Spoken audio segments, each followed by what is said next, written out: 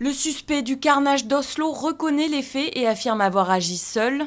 Fondamentaliste chrétien proche de l'extrême droite, le Norvégien de 32 ans préparait cette opération depuis 2009.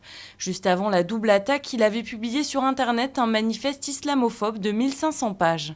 L'émotion était à son comble dimanche dans la capitale norvégienne, où une messe a eu lieu en présence du couple royal et du Premier ministre. Un nouveau bilan fait état de 93 morts et près de 100 blessés. Les hommages et les fans affluent au lendemain de la mort d'Amy Winehouse à son domicile londonien. Après une carrière météorique minée par des problèmes de drogue et d'alcool, la diva trash a rejoint le cercle des chanteurs morts à 27 ans, à l'instar de Jim Morrison ou Janis Joplin. Au moins 35 morts et 210 blessés, c'est le bilan d'une spectaculaire collision ferroviaire en Chine. Un train à grande vitesse a été percuté à l'arrière par un autre convoi qui a fait chuter 4 wagons d'un viaduc.